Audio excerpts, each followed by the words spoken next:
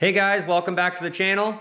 On this episode, I want to take my LS Swap 1978 Nova and take the underside from this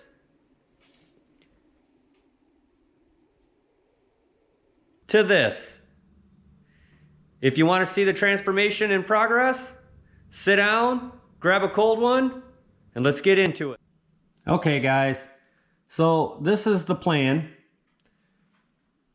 Getting all of this dirt and grime cleaned up from underneath of here. It's literally been on here for decades. The underneath of this car hasn't been cleaned since, well, probably before I got it. I've had this car since I was 16 years old. Where we're gonna start is getting everything all pulled down. We're gonna be pulling the new gas tank out of it, which this is a brand new Tanks Inc. tank for the LS, and we're gonna pull that out. We're gonna pull the rear end out. I have everything to rebuild the rear end too. That'll be another episode that we'll go over. I've got brand new lowering springs to go in it right here. Those are 3-inch lowering springs to match the front. The front's got QA1 coilovers on it, so it should hopefully bring the altitude down a little bit closer to the ground. We got all new brake lines and gas lines, so all those are going to come off. Once we get everything all off, we're going to go through and do a bunch of scraping and sanding and wire wheeling, stuff like that to get it all done. And then I'll show you guys what I use to undercoat the bottom of this. We're not going to go super high tech, but it's going to be good enough for a car that you're not going to be driving every day. I'm going to have some welds and stuff that I got to finish doing. I gotta finish doing the welds and stuff up in here for the trunk pan. Here we go, guys.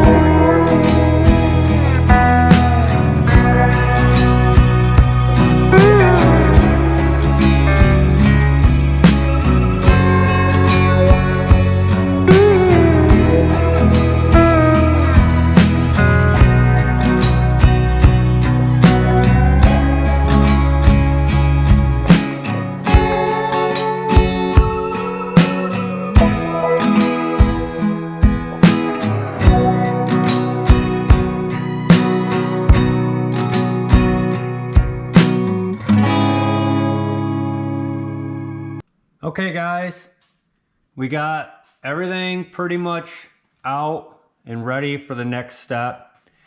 We've got some areas to address a little bit of. We're gonna go through, touch up all the spots that we've got to finish welding.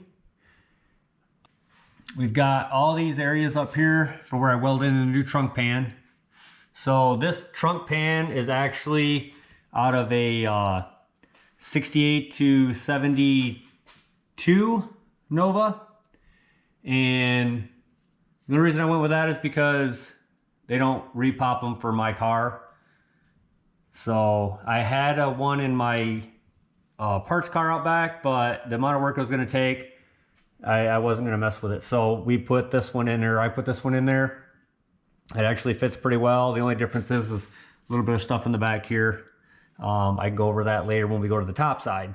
Everything else fit in there really good. And it got rid of the big spare tire well that was right here. That's on the fourth gens.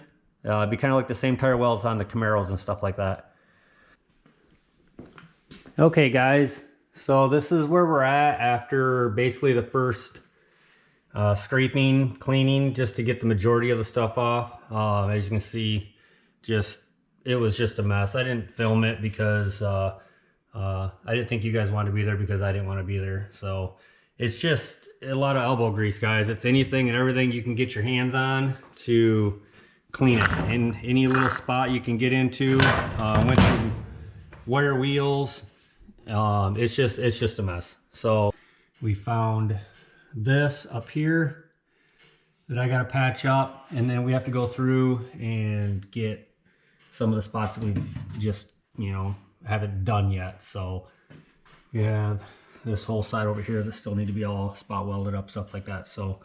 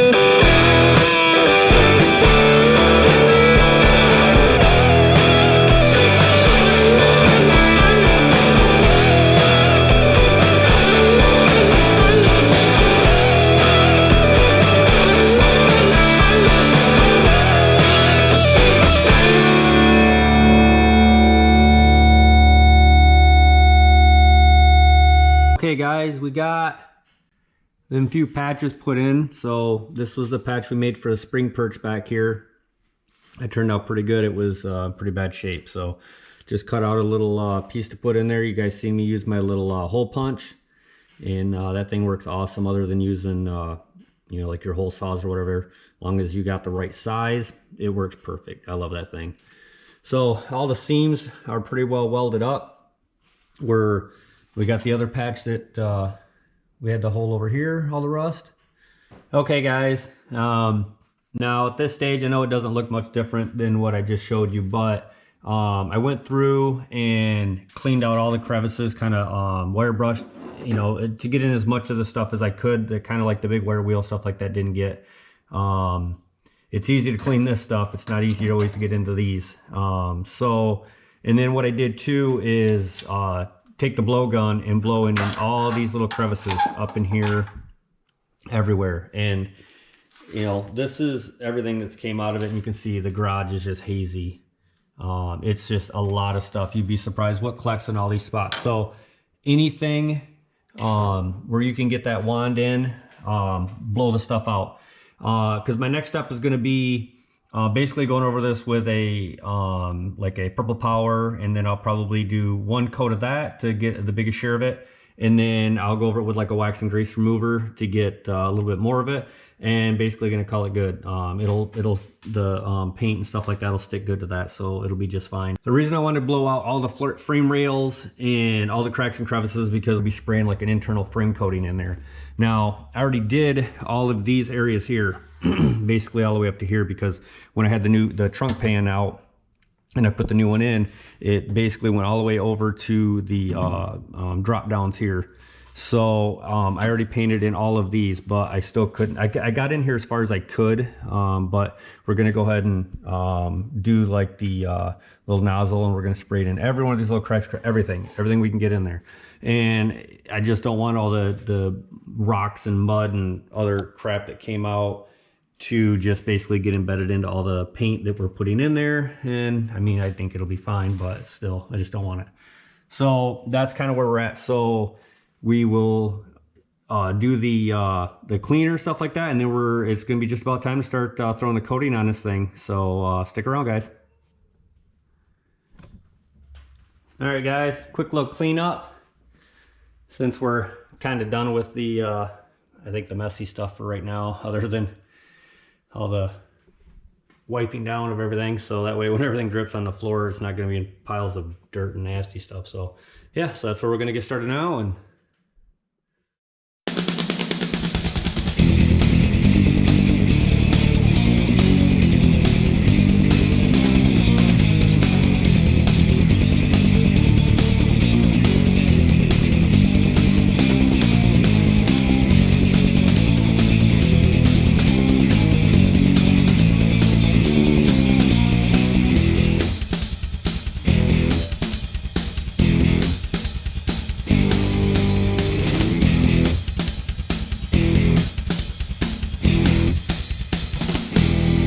okay guys, so what we're gonna do right now is we're gonna go over everything with a red Scotch-Brite to like, especially for like this area where the new trunk is. It's got the EPC coating or whatever it's called on there. Can't remember. Just to scuff that up to give it a little bit of tooth.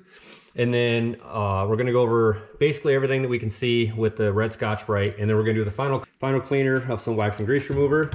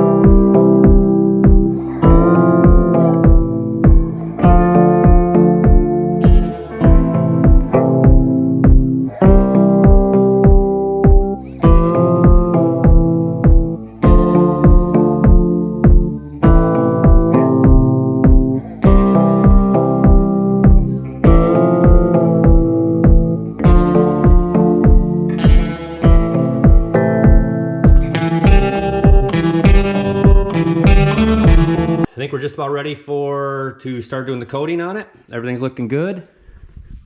And this is what we're going to be using. So the rust barrier here is what we're going to use to do pretty much the whole underneath the floor. And then obviously the internal frame coating. Now, I've used this stuff on plenty of things before. It actually holds up pretty good. Is there better things on the market? Sure. Could we undercoat it with truck bed liner, all that stuff? Sure. But I think what a lot of people don't really maybe think about when they do this stuff, I guess, this is my logic of thinking. This car isn't going to see anything other than maybe some rain. That's it. I live on about, 400 feet of dirt road, and the rest of it's all pavement from here, and the car's pretty much going to be garaged and driven on nice days and stuff like that. If it gets caught in the rain, it gets caught in the rain. It's probably going to get dried out.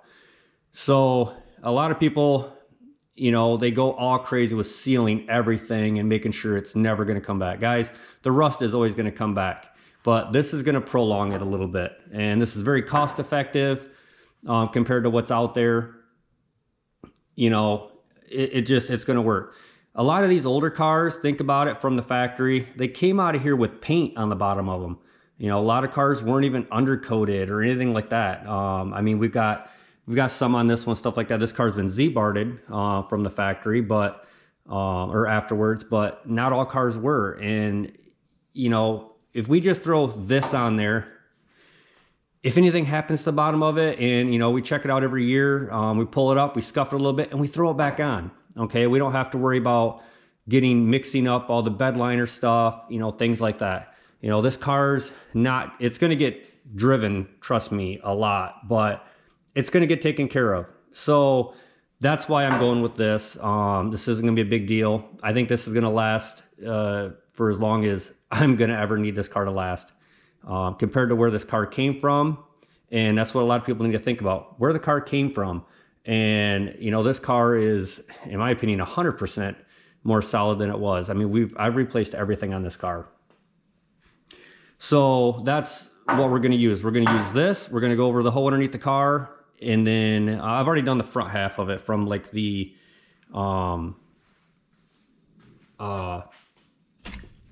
frame here back, the subframe back, or I'm sorry, the subframe forward. Everything has been done. You can almost kind of see a line. Everything from here forward has already been done. I've just been waiting to get this back half done because I did the all of the subframe. Everything has all been done.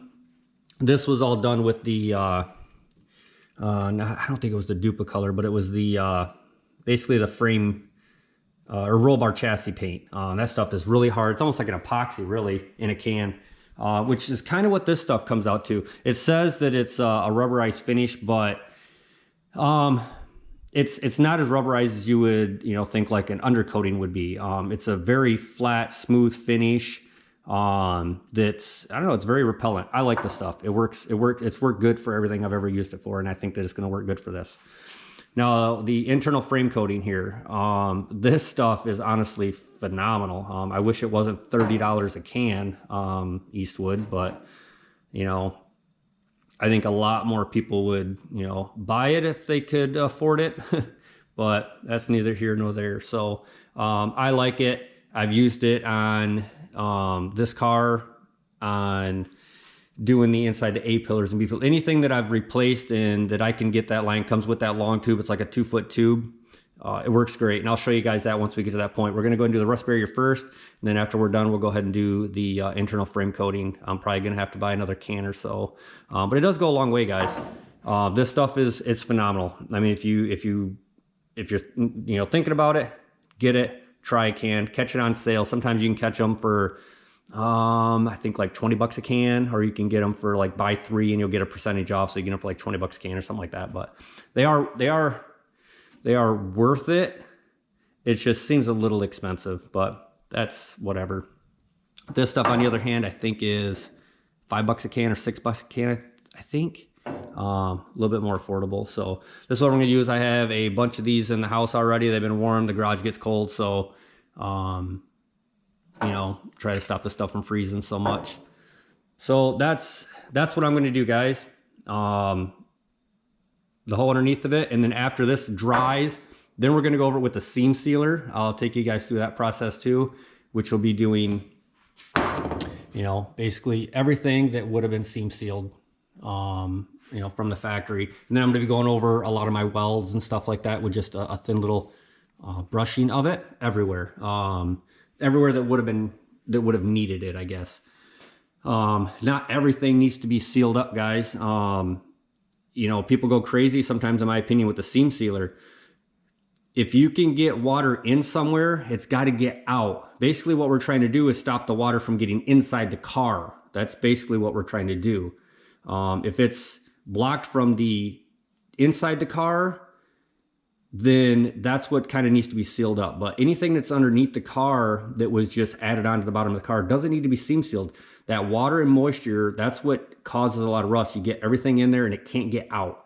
So just keep that in mind when you guys are doing the seam sealing. So, all right, let's get this thing painted so we can get it dried.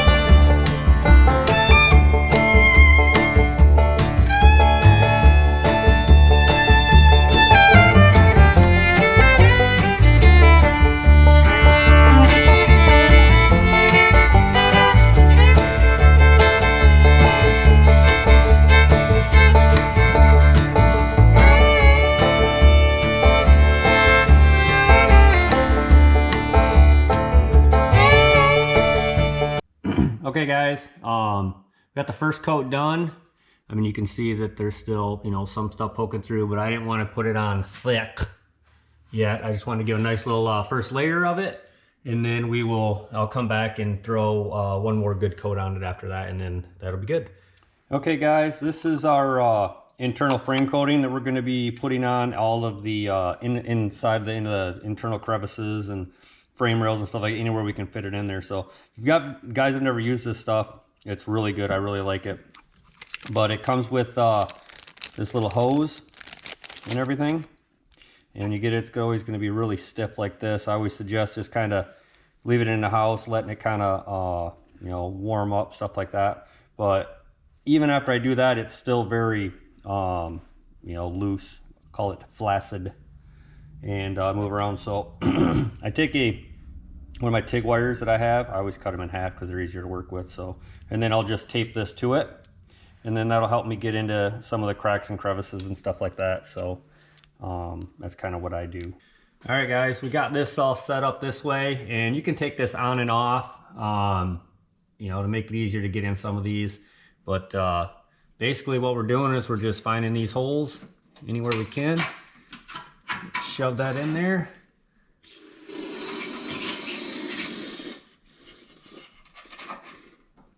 Letting it rip.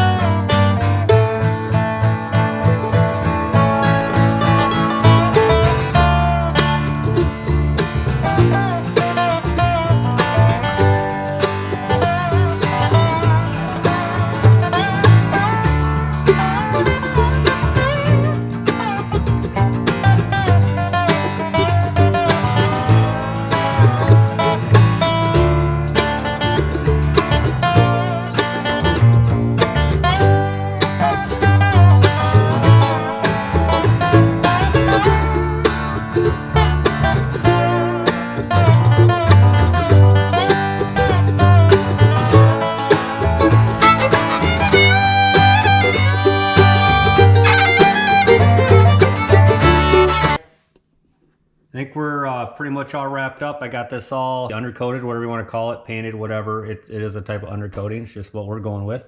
So, and then we just did all the internal frame stuff. All of that stuff in all of these. Anything that I could figure was a little crevice that would go in to help seal that stuff up. So, yeah, guys. Hope you guys enjoyed the video. Our next step is going to be, my next video is we're going to go through and we're going to go ahead and do all the seam sealing. So we'll get everything all seam sealed up right here. I want to give this stuff, you know, a couple good days to dry before I start putting any of that stuff on. So any place that we made any of the, any welds or patches and stuff like that, will be sealed up. So yeah, hope you guys liked it, and we'll catch you on the next one. Later.